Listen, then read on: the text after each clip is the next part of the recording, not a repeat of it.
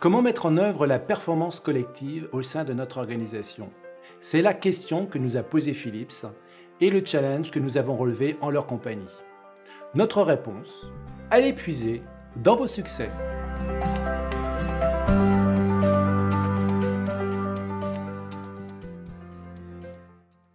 Dans le secteur automobile, c'est connu, les exigences clients sont extrêmement importantes, notamment tout ce qui tourne autour de la qualité du service. Il s'agissait pour nous en fait de nous remettre en question par rapport à notre manière de faire. Et moi j'ai été amenée à donc réduire nos délais de production de 48 heures à 24 heures, ce qui était un challenge extrêmement important.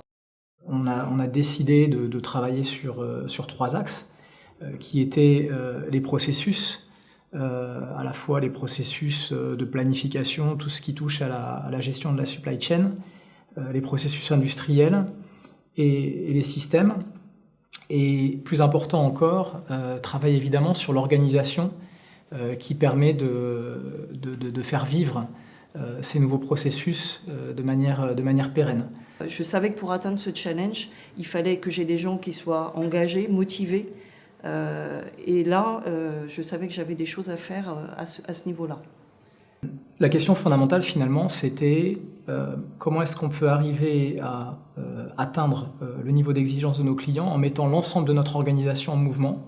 On parle d'une centaine de personnes pour notre unité, et que la résolution de ce problème ne soit pas qu'une problématique de management, mais que cela devienne en fait la problématique de l'ensemble de l'organisation et finalement un enjeu motivant pour l'ensemble de notre personnel.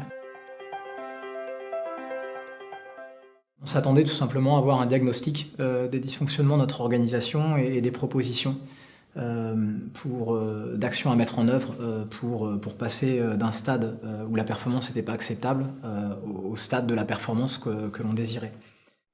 Au contraire, la démarche AI que nous avons proposée offre une toute nouvelle perspective. En effet, l'habitude est de considérer une organisation dans un changement comme un nombre de problèmes à résoudre, comme dans un mécanisme compliqué. Vous allez donc adopter un processus de résolution de problèmes en identifiant ceux-ci, en les analysant et en trouvant des solutions potentielles à mettre en œuvre. Si maintenant, comme nous, vous considérez une organisation dans un changement comme une source de potentiel à explorer, à l'image de cet ADN complexe, l'approche plus adéquate est l'AI, avec laquelle vous allez identifier l'état idéal recherché, explorer les succès, les forces et leurs sources, et imaginer et construire l'organisation à son meilleur. La question majeure de la première approche est « quel est le problème ?», alors que celle de l'AI est « qu'est-ce qui fonctionne et pourquoi ?» Les résultats recherchés avec la première démarche sont un retour à la norme. Ceux recherchés avec l'AI sont de viser une vraie percée. Elle invite les personnes de l'entreprise à explorer, découvrir et approfondir ensemble par le questionnement leurs forces et leurs réussites. Et ceci afin de bâtir sur ces découvertes un nouveau chemin pour réaliser le changement que l'entreprise veut voir se concrétiser. Chez Philips, en l'occurrence, une amélioration notable, rapide et pérenne de la performance logistique. Les personnes qui n'étaient pas de mon département ont entendu parler de ce qu'on faisait. Et on posait beaucoup de questions parce que ça sortait vraiment des sentiers battus. On était sur quelque chose qui n'a jamais été fait jusqu'ici. J'ai découvert cette approche qui était nouvelle, et c'est aussi très intéressant de travailler par rapport à tout ce qui marche bien et comment le déployer. Et ça, je ne pensais plus découvrir ce genre de choses intéressantes aujourd'hui.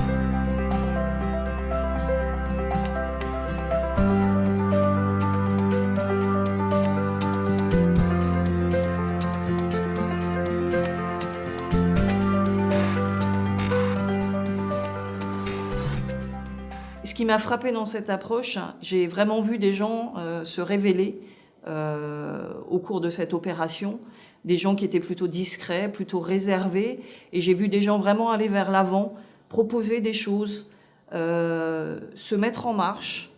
Il faut y aller, il faut aller chercher plus loin et puis se dépasser. Être acteur surtout, et ne pas venir en spectateur. Acteur et rapporter des solutions et jouer le jeu. Jouer le jeu pour que ça marche.